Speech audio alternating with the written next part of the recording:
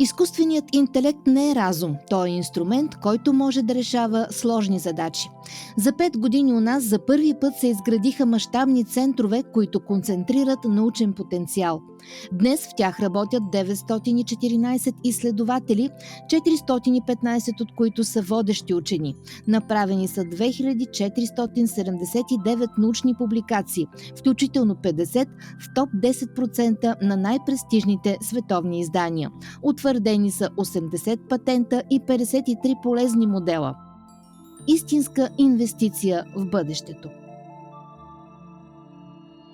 Когато трябва да се обработят огромни количества данни, е нужен суперкомпютър. Това е една от придобивките на Центъра за върхови постижения по информатика и информационни и комуникационни технологии.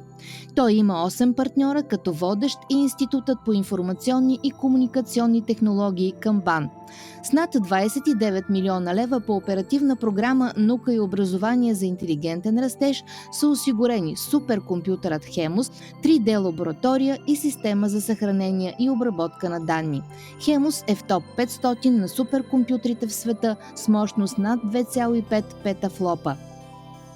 В климатологията се правят прогнози метеорологични и прогноза за замърсяванията за района на България с много добра резолюция и с много голям период напред във времето, от порядъка на 50 години, 150 години, да кажем, с цел да се анализира влиянието на различни сценарии. Елена Лилкова е доцент в института. С суперкомпютъра изследва как се развиват патологичните процеси на атомно ниво. Особеното на биологичните системи в макромолекули е, че те са огромни. Те съдържат десетки, стотици хиляди атоми. Има, примерно, рибозомата, се съдържа над 2 милиона атома, само тя. Тяхното описване и проследяване изисква много сериозни изчислителни ресурси, високопроизводителни машини, много памет. Отиваме и в лабораторията за 3D дигитализация. Тук има лазерни скенери, индустриален компютърен томограф и широкоформатен 3D принтер, който и в момента работи. Полимера се подава в формата на нишка, тя се стопява и се изгражда модела, който е заложен за 3D печат. Индустриалният компютърен томограф е единствен в страната и с него се изследва вътрешната структура на различни обекти. Търсят се пукнатини или дефекти. Показват ни как се работи с череп на праисторическо животно, нещо, което е в помощ на Националния природонаучен музей. Черепът е на гигантска съблезъба котка от находището в Хаджидимово и е най-запазеният в Европа. По този начин, използвайки снимката от всичките й страни, можем да наблюдаваме черепа в най-големи детайли. Ние не можем да вземем в джоба си, например, черепа и да го занесем другаде, за да го сравняваме. Но като имаме такива 3D изображения, те могат да бъдат сравнявани помежду си.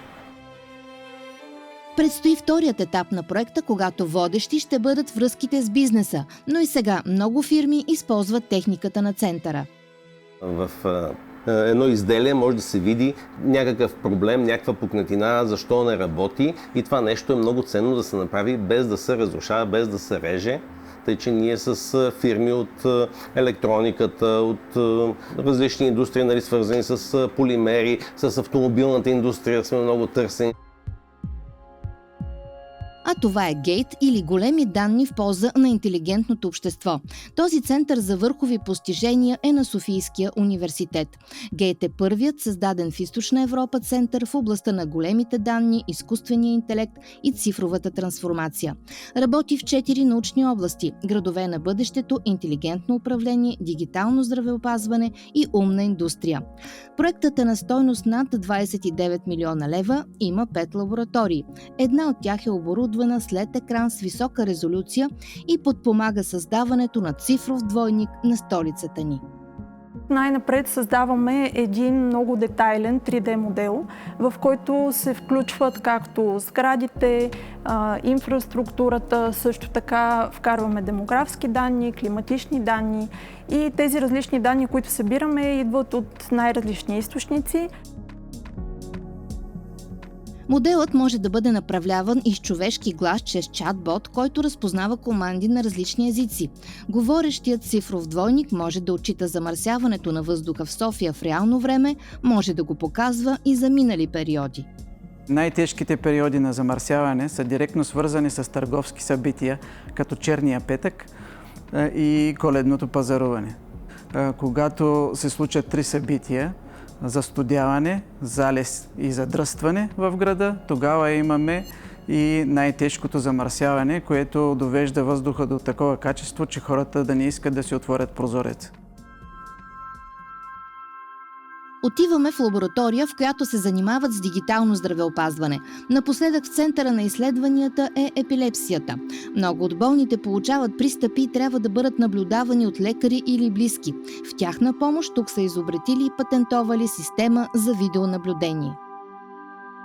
В съответното състояние има много характерни периодични движения, които ние можем да следим, когато четем тези видеоданни и ги анализираме. Съответно, чрез специални методи, част от които сме разработили тук, ние можем да намерим тези характеристични движения, да ги извлечем и когато те са налични, да сигнализираме. Спазени са всички етични норми и не се наблюдава личният живот на пациента. Вече започна и вторият етап на проекта GATE на стойност 14 милиона лева. Търсят се връзки с бизнеса. Започнали сме с проект, който има за цел това нещо да го направи на едно устройство, което да може да се продава за домашна употреба. С така наречените големи данни, но в икономиката работи още един център за компетентност – дигитализация на икономиката в среда на големи данни. В него са включени 6 организации, като водещ е Университетът за национално и световно стопанство. По първия етап на проекта центърът е финансиран с близо 13 милиона лева. Електронни документи, видео, аудио, снимки, движения, всичко това са големи данни, като големите данни вече са 80% от данните, които съществуват в света и те не се обработват по стандартния начин, който до сега се е правило, затова се създадоха специални системи за обработка на големи данни. Събират се данни от 5 мрежи, като партньорите покриват почти всички райони на България. Всички организации са свързани в мрежа. Свързани са и с двата суперкомпютъра. Един е в Техпарка, другия е в БАН, което още повече увеличава тяхната изчислителна мощ. Изчислителната мощ е огромна – 1072 8 ядрени процесора, 4,3 терабайта оперативна памет и капацитет 3,6 питабайта. Закупените виртуални лаборатории са 5. Всичко е изградено и се поддържа от фирма Системен интегратор. От хиляди камери се събират данните за лица и за номер на автомобила, цвят, марка, модел. Тази информация се обработва и вече от тук нататък това е аспект на националната сигурност. Започна и вторият етап на проекта с финансиране от 8 милиона лева. От страна на фирмата Системен интегратор идва и директно предложение за партньорство с Агенция Пътна инфраструктура и КАТ. По предварителни оценки спокойно можем на всички толкова камери да съхраняваме нарушенията, да ги записваме и да ги анализираме. Най-важното. Когато говорим за зелена енергия в България, един от примерите е Центърът за компетентност Хитмобил. Партньорите в него са 9, но водещата организация е Институтът по електрохимия и енергийни системи към БАН. Тук се разработват нови системи за ефективно използване на енергията и чисти технологии за производството й. Първата фаза на проекта е на стойност 22 милиона лева. Изградени са 6 лаборатории. Една сред тях е уникална. И на нея са разположени различни системи, но вече в индустриален мащаб за получаване на възобновяема енергия и нейното след това използване по веригата, съхранение в различни видове батерии и използването и за производство на водород, за захранване на станции за зареждане на електромобили.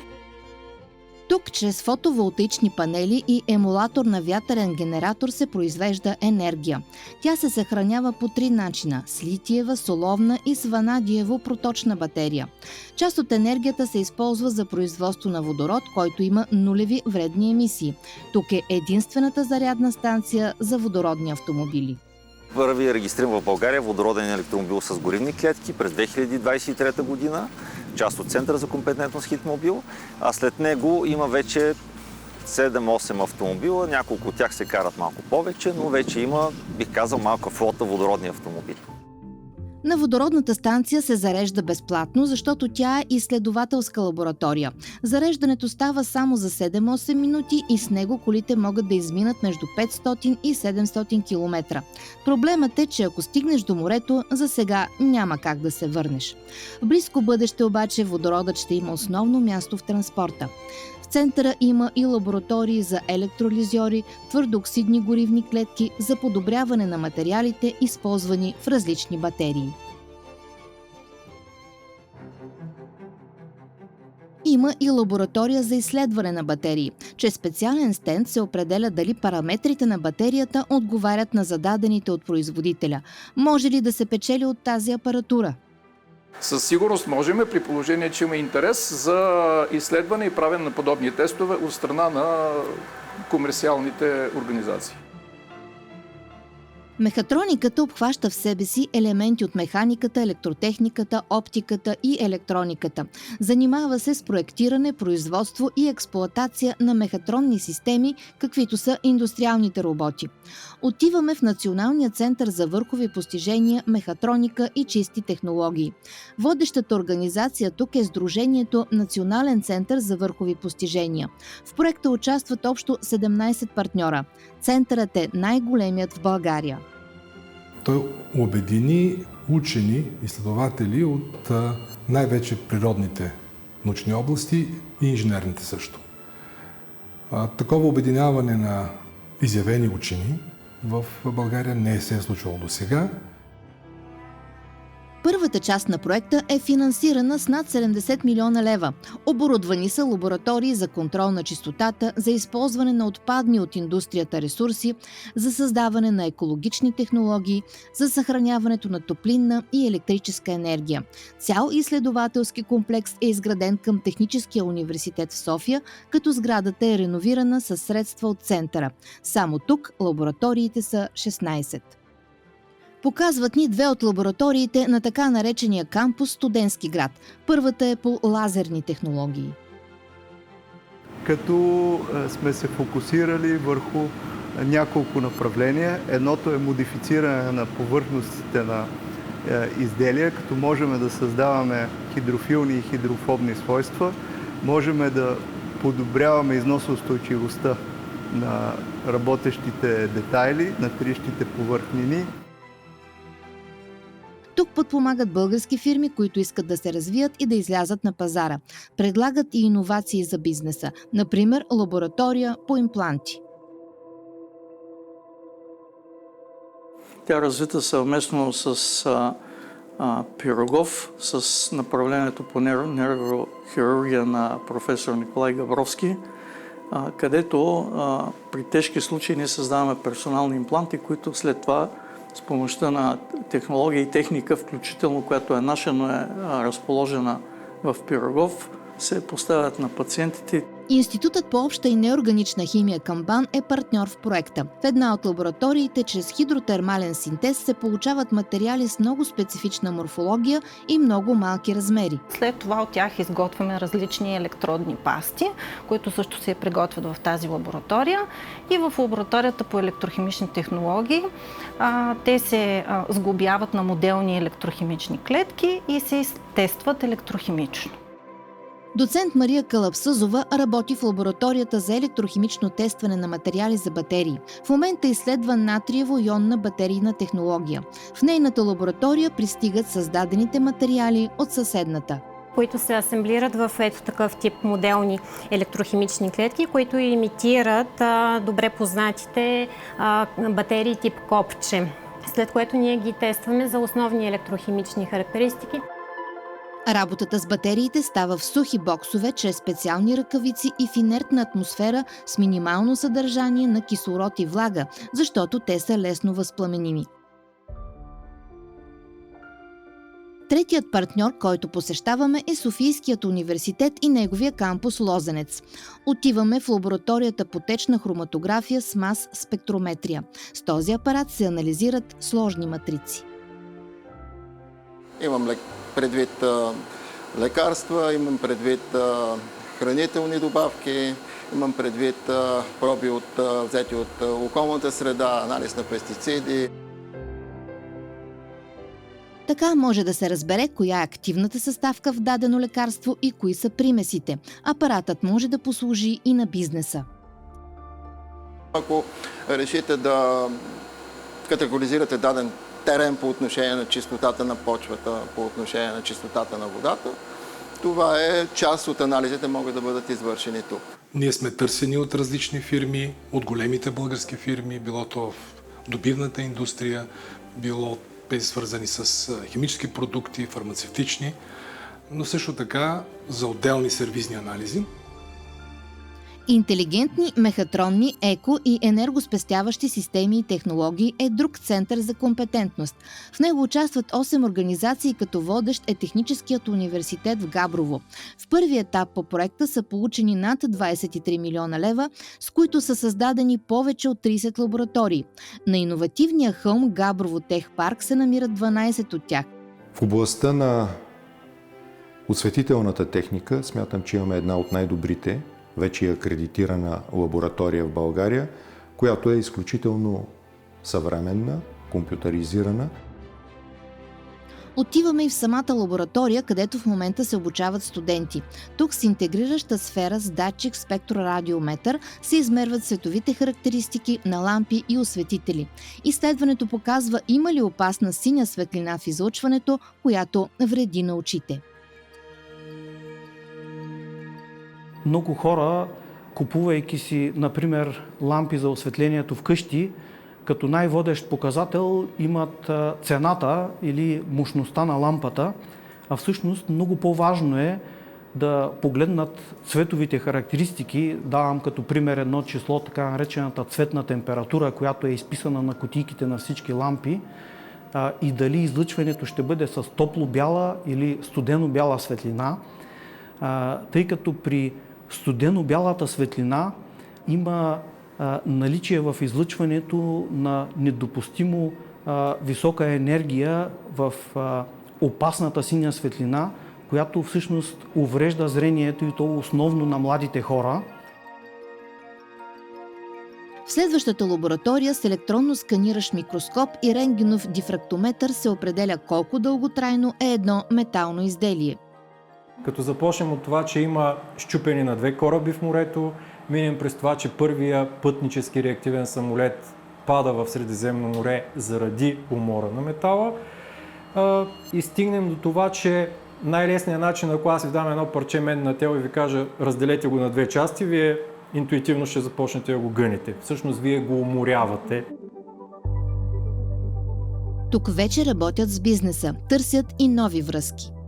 Донасят ни един детайл и ние го закаляваме на тази машина и им връщаме детайла. Това е уникален процес, който ако те започнат да го правят, ще им струва много средства.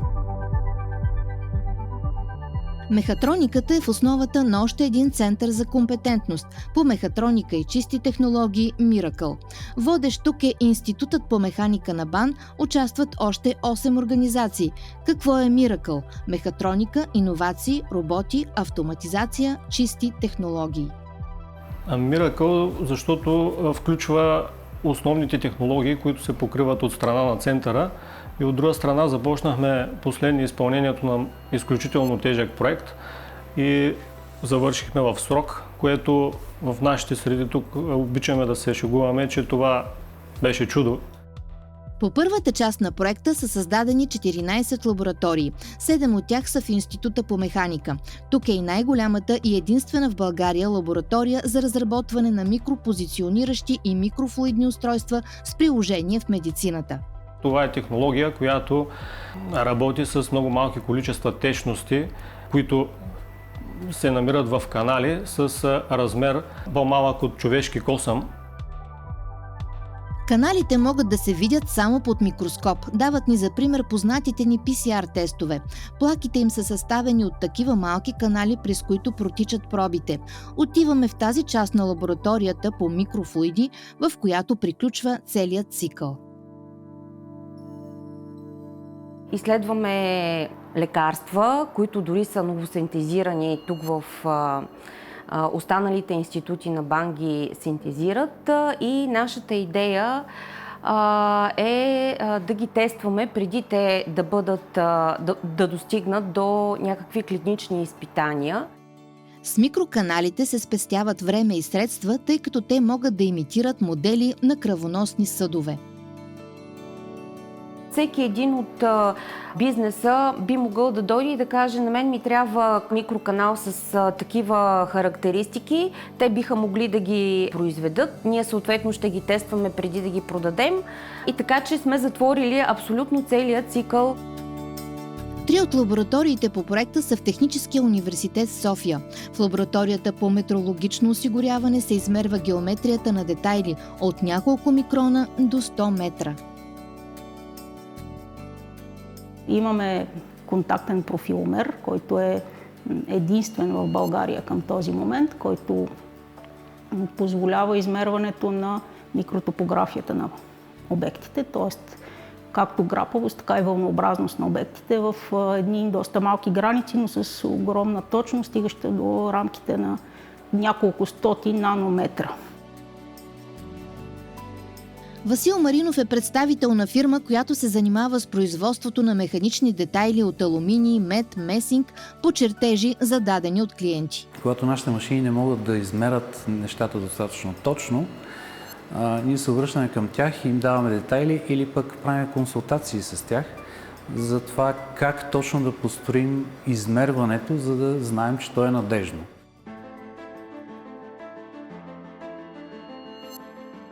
Центърът за компетентност Квазар или квантова комуникация, интелигентни системи за сигурност и управление на риска е един от стратегическите обекти на програмите за наука на Европейския съюз.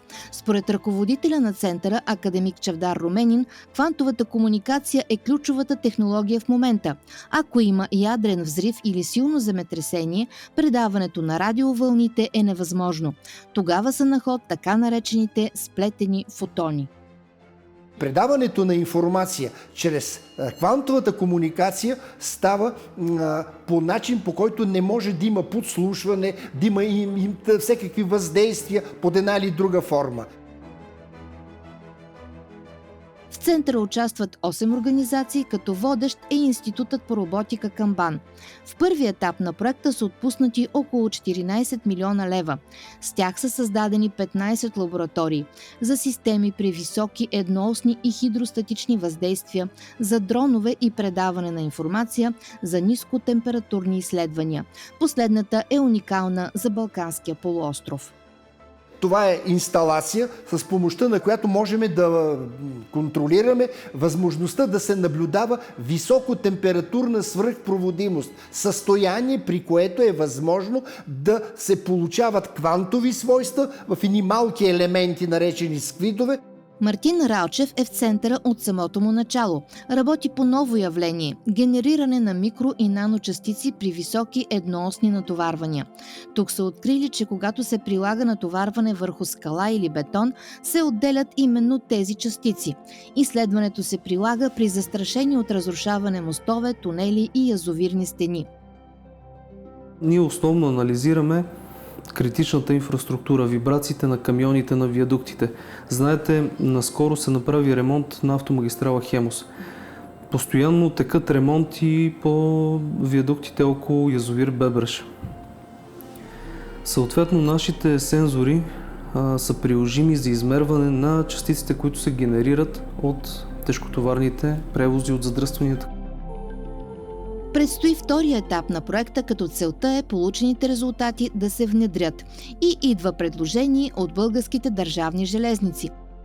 Те имат изключително многобройни мостове, имат тунели, които не всичките са реновирани и са дългогодишно експлоатирани, което за нас е страхотно за приложение. Момчил Куртев се опитва да усъвършенства дронове, за да може чрез специално бордово устройство никой да не им влияе.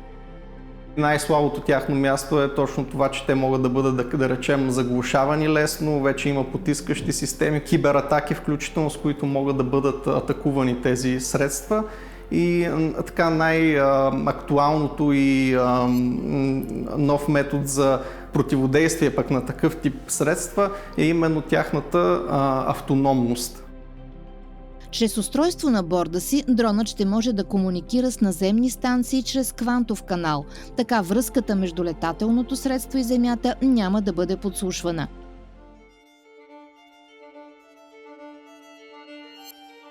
Центърът за върхови постижения УНИТЕ или Университети за наука, информатика и технологии в обществото работи в сферата на информационните и комуникационните технологии. Участват 5 университета, като водещ е Софийският. За първата част на проекта са отпуснати над 29 милиона лева.